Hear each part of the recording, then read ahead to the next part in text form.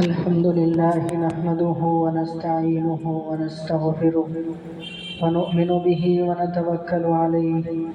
ونعوذ بالله من شرور أنفسنا ومن سيئات أعمالنا من يهده الله فلا مضل له ومن يضلله فلا هادي له ونشهد أن لا إله إلا الله وحده لا شريك له ونشهد أن سيدنا ومولانا محمدا عبده ورسوله. قال الله تبارك وتعالى في دعاء إبراهيم عليه السلام: رب اجعل هذا بلدا آمنا وارزق أهله من الثمرات. وقال النبي صلى الله عليه وسلم لما هاجر إلى المدينة: اللهم حبب إلينا المدينة كما حبب مكة أو أشد، أو كما قال عليه الصلاة والسلام. محترم بزرگوں اور عزیز ساتھیوں، اللہ تبارک و تعالیٰ نے فطری طور پر ہر انسان میں کچھ جذبات پیدا کیے ہیں، اور ان جذبات کے سہارے انسان دنیا کے اندر بہت ساری چیزوں کو انجام دیتا ہے۔ انہیں فطری جذبات کے اندر محبت یہ بھی ایک فطری جذبہ ہے۔ ہر انسان کے اندر فطری طور پر محبت کا جذبہ پایا جاتا ہے۔ اسی جذبے کے تحت ہم اپنے رب سے محبت کرتے ہیں، اسی جذبے کے تحت ہم اپنے نبی کو چاہتے ہیں، اسی جذبے کے تحت ہم اپنے والدین، اپنی بیوی بچوں سے محبت کرتے ہیں۔ چنانچہ اسی جذبے کے تحت ہمیں اپنی سرزمین سے، ہمیں اپنے وطن سے، ہم جہاں رہتے ہیں اس جگہ سے بھی ہمیں محبت ہوتی ہے۔ اس بات کا تجربہ آپ حضرات بھی کر سکتے ہیں۔ مثال کے طور پہ آپ کسی بھی علاقے میں کسی بھی جگہ چلے جائیں تو وہاں کی جگہ کتنی بھی خوبصورت ہو، کتنی بھی جو ہے وہاں پر بہاریں ہوں، کتنی بھی مناظر انتہائی حسین ہوں، لیکن وہاں جانے کے بعد کچھ دن انسان رہتا ہے اور ان مناظر سے، ان خوبصورت جگہوں سے لطف اندوز ہوتا ہے، لیکن آخر کار اسے اپنے علاقے کی، اسے اپنے وطن کی، اسے اپنے مکان کی یاد آنے لگتی ہے اور پھر وہ واپسی کا ارادہ کرتا ہے۔ چنانچہ ہمارا تجربہ یہ ہے کہ مکہ اور مدینہ یہ دو شہروں کو چھوڑ کر کسی بھی شہر میں کسی بھی جگہ چلے جائیں تو اپنے شہر کی برابر یاد آتی ہے، لیکن مکہ اور مدینہ وہاں جائیں تو پھر انسان کی طبیعت چاہتی ہے کہ وہیں پر بس جائیں اور وہیں پر جو ہے ہماری روح بھی قبض ہو جائے، وہیں ہم دفن ہو جائیں۔ تو اس سے پتہ چلتا ہے کہ اپنے علاقے کی محبت اللہ تبارک و تعالیٰ نے فطری طور پر ہر انسان کے دل کے اندر رکھی ہوئی ہے۔ چنانچہ یہ صرف انسانوں کا مسئلہ نہیں ہے، انسانوں کے علاوہ آپ جانداروں اور چرندوں پرندوں کو بھی دیکھیے کہ پرندے صبح سویرے اپنے گھونسلوں سے نکلتے ہیں، اپنے درختوں سے نکلتے ہیں، سارا دن ادھر ادھر اناج کی تلاش میں پھرتے ہیں، لیکن جیسے ہی اندھیرا چھا جانے لگتا ہے تو پھر انہیں اپنے گھونسلے کی یاد آتی ہے، انہیں اپنے بسیرے کی یاد آتی ہے، اور وہ رات اپنے ہی گھونسلے کے اندر، رات اپنے ہی بسیرے کے اندر آ کر کے گزارتے ہیں۔ تو بہرحال بتانا مقصد یہ ہے کہ اپنے وطن کی محبت، اپنی سرزمین کی محبت، اپنے علاقے کی محبت، اسی طرح اپنے گھر کی محبت اللہ تبارک و تعالیٰ نے فطری طور پر ہر انسان کے دل کے اندر پیدا کی ہے۔ چنانچہ اس کا ثبوت قرآن اور حدیث سے آپ کے سامنے پیش کرتا ہوں۔ خطبے کے اندر بھی میں نے وہ آیت اور حدیث پڑھی ہے کہ حضرت ابراہیم علیہ السلام نے جب اپنے بیوی اور اپنے بچے کو ایک سنگلاق وادی یعنی مکہ کی پہاڑیوں میں وہاں لے جا کر کے چھوڑ دیا، تو وہاں جانے کے بعد حضرت ابراہیم نے اس جگہ کے لیے، اس وطن کے لیے دعا فرمائی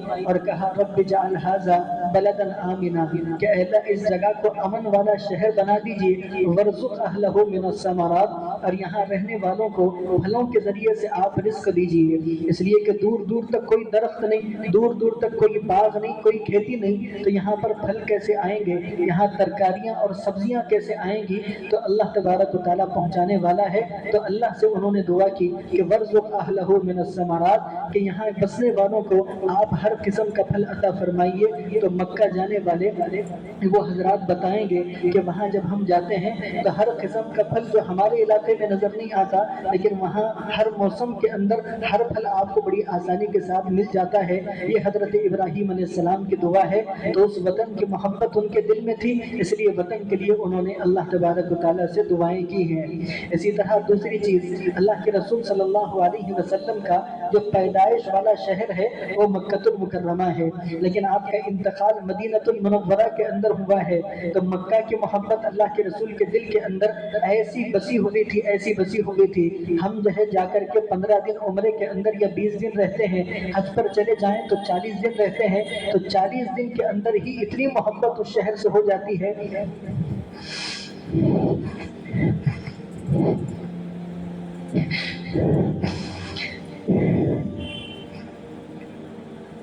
مکہ کو چھوڑ کر جانے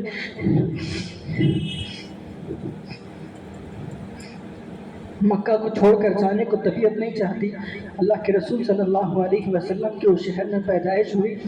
اللہ کے رسول نے اپنی زندگی کے 40-50 سال اس شہر کے اندر گزارے ہیں۔ بے پناہ اللہ کے رسول کو اس شہر سے محبت ہے، لیکن جب اس شہر کے رہنے والوں نے اللہ کے رسول پر زمین تنگ کر دی، اللہ کے رسول کے اوپر ظلم و ستم کے پہاڑ ان لوگوں نے توڑنے شروع کر دیے، تو اس کے بعد اللہ تبارک و تعالیٰ کا حکم آیا کہ اللہ کی زمین بہت وسیع ہے۔ چنانچہ ہجرت کا حکم جب اللہ کے رسول صلی اللہ علیہ وسلم پہ آیا تو اللہ کے رسول نے حضرت ابوبکر صدیق رضی اللہ تعالیٰ کو تیار کیا اور فرمایا کہ ایک رات میں آؤں گا اور اللہ تبارک و تعالیٰ کے حکم کے مطابق ہمیں مکہ سے مدینہ کی طرف ہجرت کرنا ہے۔ حضرت ابوبکر صدیق نے اس کی مکمل تیاری کر لی، اور رات کی تاریکی کے اندر جب سارے کفار اس تیاری میں تھے کہ تہجد کے وقت اللہ کے رسول اپنے گھر سے باہر نکلیں گے تو اچانک ہم اللہ کے رسول کے اوپر حملہ کریں گے، تو اللہ کے رسول نے ایک مٹھی مٹی اٹھائی اور ان کی طرف پھینک دی، اور وہاں سے آپ بڑی آسانی کے ساتھ گزرتے ہوئے چلے گئے، اور اللہ کے رسول صلی اللہ علیہ وسلم وہاں سے گزرے ہیں اور گزر کر سیدھے حضرت ابوبکر صدیق رضی اللہ تعالیٰ عنہ کے مکان پہ آئے اور ان کو ساتھ لیا، اور ساتھ لے کر اب مکہ کو ہمیشہ کے لیے چھوڑ کر آپ مدینے کی طرف جا رہے ہیں۔ تو اللہ کے رسول کی کیفیت بتائی جاتی ہے کہ اللہ کے رسول مکہ چھوڑ کر کے جب جا رہے تھے تو بار بار پلٹ پلٹ کر کے خانہ کعبہ کی طرف دیکھتے، بار بار پلٹ پلٹ کر کے مکہ کی طرف دیکھتے، اور حضور کے الفاظ تھے کتابوں کے اندر لکھے ہوئے ہیں کہ اے مکہ تجھ سے مجھے بڑی محبت ہے، لیکن کیا کروں، تیرے رہنے والے تیرے باشندے مجھے یہاں سکون سے رہنے نہیں دیتے، اس لیے مجبوراً میں چھوڑ کر کے جا رہا ہوں۔ چنانچہ اللہ کے رسول نے بڑے دکھتے ہوئے دل سے مکہ کو چھوڑا اور مدینے کی طرف اللہ کے رسول روانہ ہوئے۔ تو مدینہ پہنچنے کے بعد اللہ کے رسول کی جو دعا تھی وہ میں نے خطبے کے اندر آپ کے سامنے تلاوت کی۔ اللہ کے رسول صلی اللہ علیہ وسلم کے الفاظ تھے اللہم حبب الینا المدینہ، کہ اے اللہ تبارک و تعالیٰ ہمیں ہمارے دلوں کے اندر مدینے کی محبت پیدا فرما، جیسے کہ مکہ کی محبت ہمارے دلوں کے اندر ہے، یا اس سے بھی زیادہ محبت ہمارے دلوں کے اندر پیدا فرما۔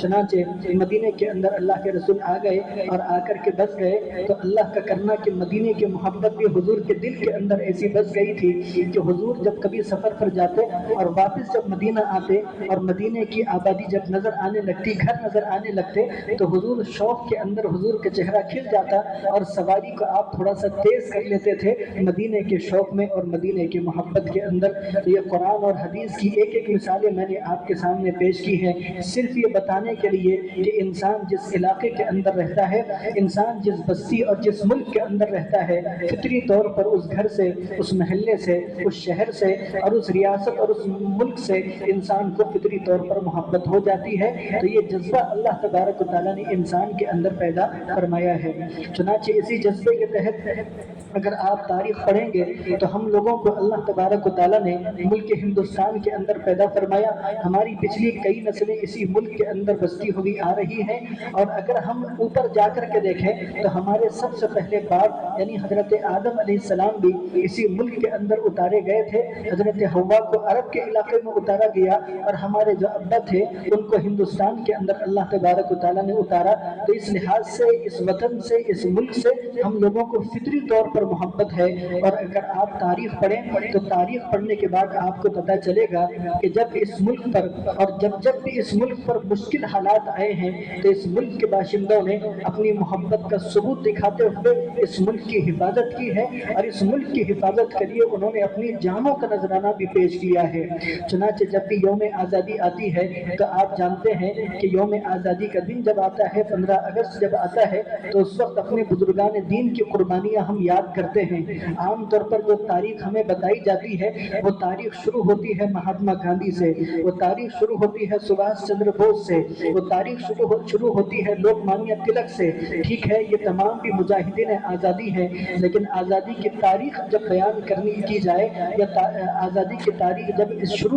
बयान करना शुरू किया जाए तो शुरू होना चाहिए नवाब सिराजुद्दौला से, शुरू होना चाहिए टीपू सुल्तान शहीद रहमतुल्लाहि अलैह से, शुरू होना चाहिए बहादुर शाह जफर से, कि जिन्होंने आज़ादी की जंग की शुरुआत की है और उन्होंने सबसे पहले अपनी जानों का नजराना पेश किया है। और ये वो जो है जंग आज़ादी के खिलाड़ी हैं जिन्होंने पहली पारी के अंदर जो है लड़ाई की है। आप देखिए खेल के अंदर पारियां चलती हैं, पहली पारी के अंदर कुछ खिलाड़ी खेलते हैं, बाद में दूसरी पारी के अंदर कुछ खिलाड़ी जो है आते हैं। तो ये जो मुजाहिदीन आज़ादी हैं जिनका आम तौर पर हमारे सामने तस्करा बहुत कम किया जाता है, ये तमाम पहली पारी के खिलाड़ी हैं। इन्होंने जंग आज़ादी की शुरुआत की है और बाद में फिर इनके कंधे से कंधा मिलाकर बाद में जो अहबाब आए हैं आम तौर पर उनका तस्करा बहुत ज़्यादा किया जाता है। तो बहरहाल टीपू सुल्तान शहीद रहमतुल्लाहि अलैह ने अपनी जवानी इसी मुल्क के लिए कुर्बान की। हजरत सिराजुद्दौला नवाब सिराजुद्दौला ने अपनी जो है सल्तनत इसी मुल्क की आज़ादी के लिए और अंग्रेज़ों को भगाने के लिए उन्होंने कुर्बान कर दी।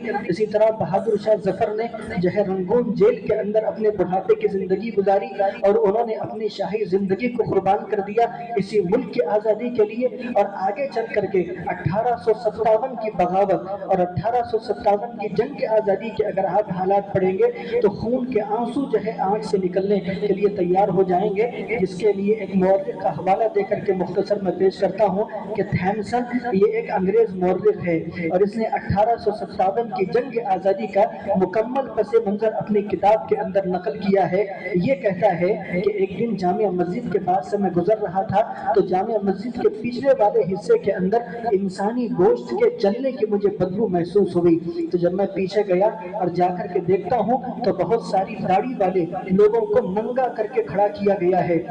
और हर एक से ये इकरार लिया जाता है कि अगर तुम ये कह दो कि हम 1857 के बगावत में शामिल नहीं थे और हम आगे भी अंग्रेज के खिलाफ किसी बगावत में शरीक नहीं रहेंगे तो तुम्हें छोड़ दिया जाएगा, लेकिन अगर तुम इसका इकरार नहीं करते तो तुम्हें जलते हुए तेल के अंदर दाखिल कर दिया जाएगा। तो वो बड़े फख्र के साथ इस बात को लिखता है कि वो जितने वहां पर लोग मौजूद थे उनमें से किसी ने माफी मांगने के लिए अंग्रेजों के सामने अपने घुटने नहीं टेके, किसी ने ये नहीं कहा कि मुझे माफ कर दिया जाए और मैं जो है माफी मांगने के लिए तैयार हूँ। तमाम के तमाम लोग बखुशी उस तेल के अंदर कूद गए और अपनी जानों का नजराना उन्होंने पेश कर दिया। इसी तरह बेशुमार मुसलमानों को और खास तौर पर उलमाए दीन को जिन्होंने 1857 की बगावत के अंदर हिस्सा लिया था उन्हें तोपों के दहानों पर बांध करके उड़ा दिया गया। मुस्कुराते हुए उन्होंने अपनी जानों का नजराना पेश कर दिया इसी वतन की मोहब्बत के अंदर। और खान अशफाकुल्ला खान का नाम अक्सर लिया जाता है। तो अशफाकुल्ला खान के मुताल्लिक जब अंग्रेज जज ने ये ऐलान कर दिया कि इन्हें फांसी के फंदे पर चढ़ा दिया जाए तो फांसी के फंदे पर चढ़ाने से पहले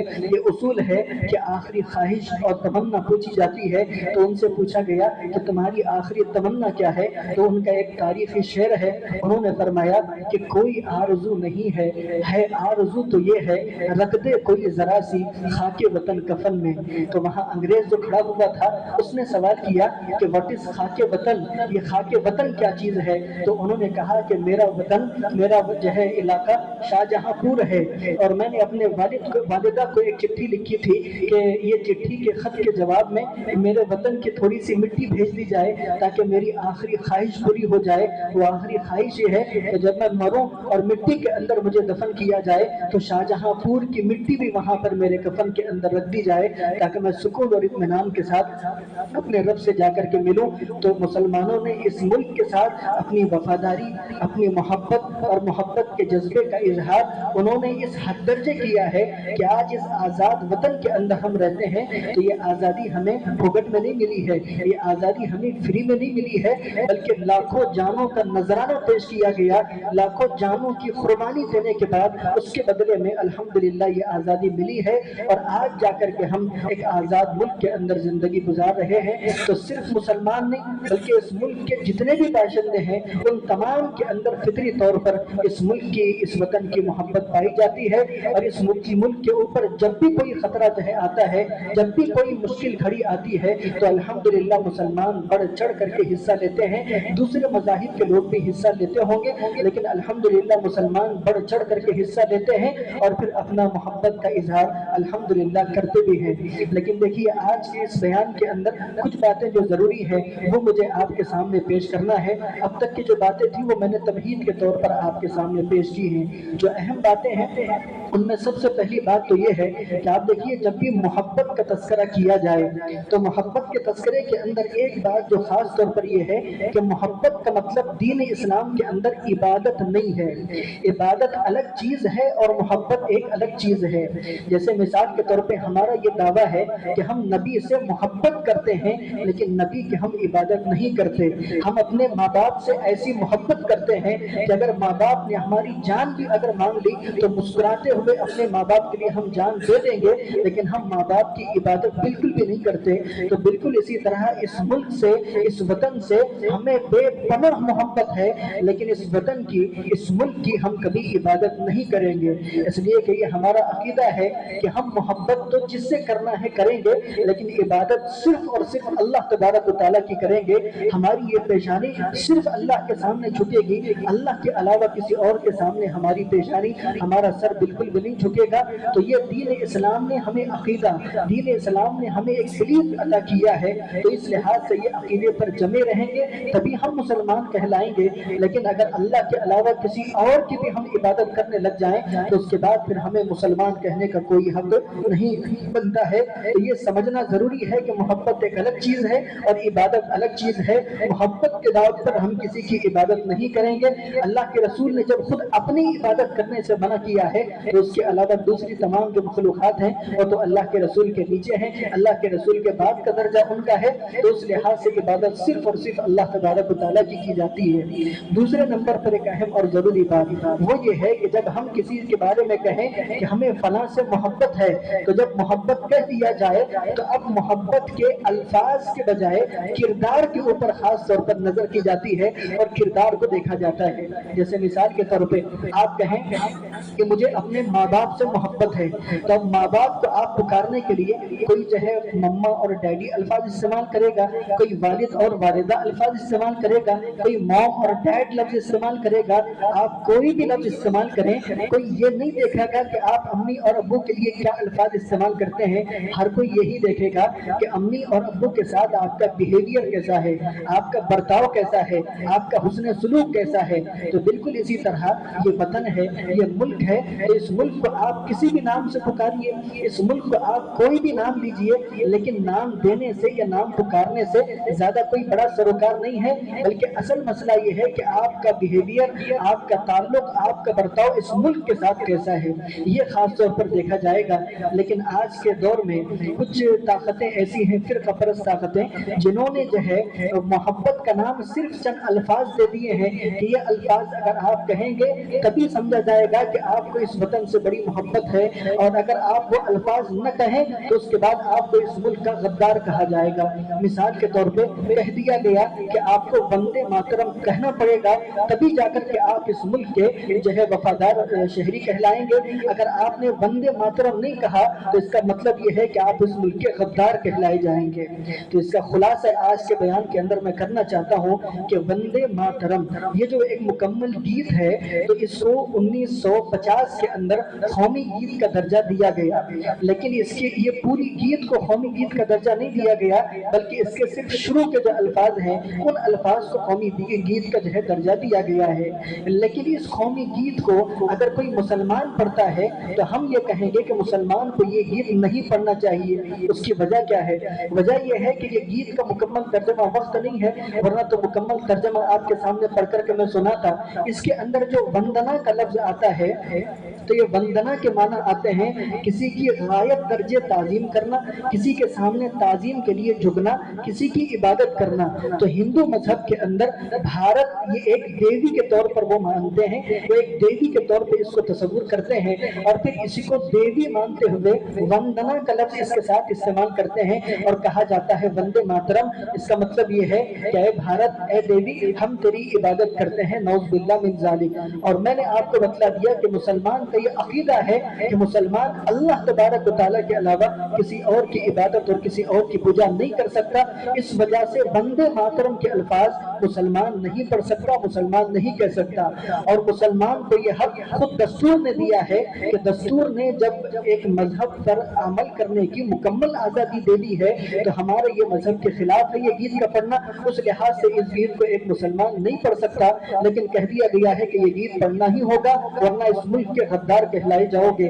تو یہ دیکھنا چاہیے کہ اگر کوئی ایک انسان ہے جو وندے ماترم پڑھتا ہو لیکن اس ملک کے ساتھ غداری اور اس ملک کے ساتھ اس کا کردار یہ ہے کہ وہ بھرشٹاچار ہے، وہ رشوت لیتا ہے، وہ جگہ جگہ جو ہے فنڈ اٹھاتا ہے اور اپنے ذاتی استعمال کے اندر لیتا ہے اور جو ہے جو کام کرنا چاہیے وہ کام انجام نہیں دیتا، تو ایسی صورت میں وہ غدار کہلائے گا۔ صرف وندے ماترم کہہ دینے سے وہ ملک کا وفادار ہرگز نہیں ہو سکتا۔ تو بالکل اسی طرح مسلمان اس ملک کا وفادار شہری ہے الحمدللہ، لیکن یہ جو الفاظ ہے اور یہ جو گیت ہے یہ ہمارے مذہب کے خلاف ہے، لہذا وندے ماترم مسلمانوں کو کبھی نہیں کہنا چاہیے، اور اس کے متعلق یہ عقیدہ مضبوط رہنا چاہیے کہ وطن کی محبت ہم بالکل الحمدللہ کرتے ہیں، کریں گے، لیکن وطن کی کبھی پوجا ہم ہرگز نہیں کر سکتے۔ یہ موضوع عام جو ہے اس لیے چھڑا گیا ہے کہ اس گیت کے متعلق قانون ہندوستان کے اندر بن گیا ہے کہ اگر کوئی اس گیت کی بے حرمتی کرے گا تو اس کو جو ہے جیل جانا پڑے گا، اور کوئی اس گیت کو نہ پڑھنے کا جو ہے کہے گا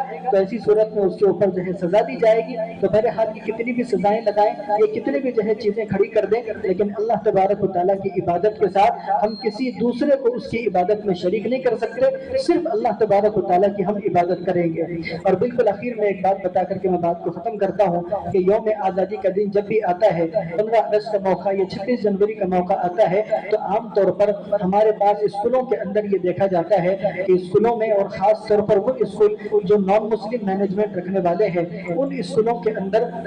بچوں سے کفریہ اور شرکیہ اعمال کروائے جاتے ہیں، انہیں جو ہے اسٹیج پر لا کر کے ڈانس کرایا جاتا ہے، اور اس کو اسٹیج کریج کا نام دیا جاتا ہے کہ اسٹیج پر آنے کی ہمت بچوں میں پیدا ہوتی ہے، لہذا اسٹیج پر لا کر کے وہ ایکشن سانگ کے نام پر ان کو جو ہے ڈانس کروایا جاتا ہے، نچوایا جاتا ہے۔ تو اس کے لیے ایسے جب موقع آتے ہیں تو اپنے بچوں کے اوپر خاص طور پر نظر رکھنا چاہیے، اسکولوں کے اندر جو ہے انہیں یہ ایکشن سانگ کے اوپر ڈانس وغیرہ نہیں کرانا چاہیے، اور شرکیہ اور کفریہ اعمال یہ افعال اگر بچوں کو ان دنوں کے اندر دیے جاتے ہیں تو ایسی صورت میں اسکول میں آپ جائیے اور جا کر کے کھلم کھلا ان سے معذرت کر دیجئے، اور وہاں ان پروگراموں کے اندر بچوں کو شرکت کرنے سے خاص طور پر بچانے کی آپ کوشش کریں۔ اللہ تعالی ہم تمام کو عمل کی توفیق عطا فرمائے۔